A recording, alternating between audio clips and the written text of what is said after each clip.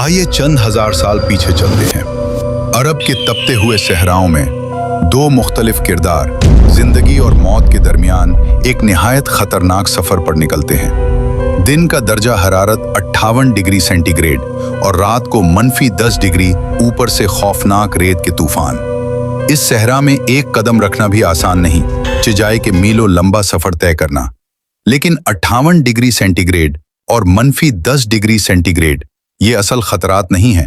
असल खतरा हैं वो डाकू जो रास्ते बंद करके लूट मार करते हैं और मुसाफिरों को गुलाम बना लेते हैं। दोनों मुसाफिर अपनी अपनी मंजिल तक पहुंचना चाहते हैं। पहला मुसाफिर गुरूर से भरा हुआ, खुद पसंद, अनापरस्त इंसान। लोग उसे मशवरा देते हैं, जब डाकुओं का सामना हो तो किसी बड़े सरदार का नाम लेना, कहना कि मैं उसकी हिफाजत में हूं। मगर वो इनकार कर देता है। वो कहता है, मुझे किसी के नाम की जरूरत नहीं।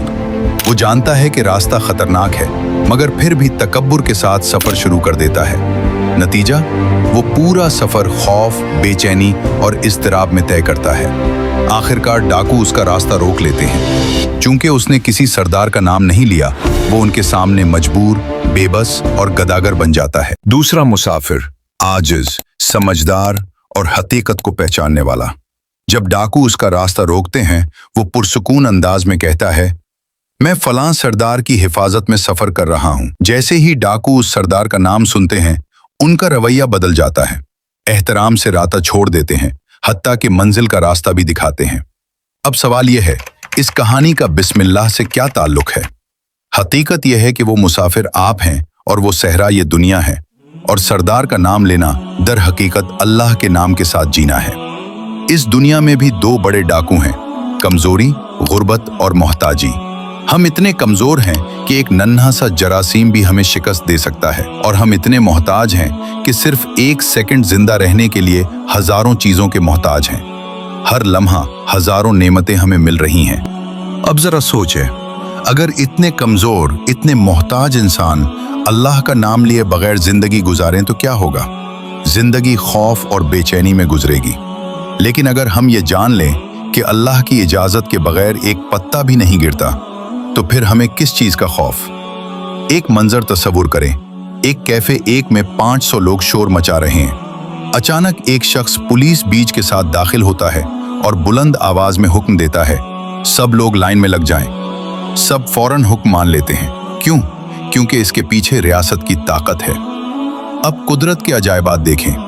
फूल, फल, सिंगतरा, बैर, आड़ो, खरबूजा, हिरण, शेर, मगरमच्छ, परिंदे, कीड़े, शहद की मक्खियां, ये सब अपनी ताकत से नहीं बल्कि अल्लाह के नाम से काम कर रहे हैं। सोचें, एक दिन की मक्खी मीलों दूर फूल तक जाती है और वापस आ जाती है बगैर रास्ता भूले।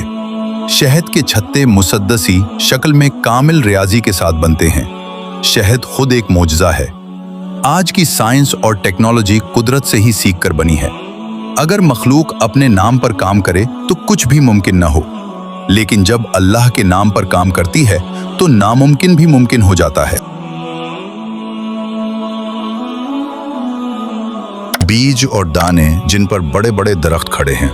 दरख्त कहते हैं बिस्मिल्लाह, बाग कहते हैं बिस्मिल्लाह, गायें, ऊंट, बकरियां कहती हैं बिस्मिल्लाह, और दूध के चश्मे बहने लगते हैं।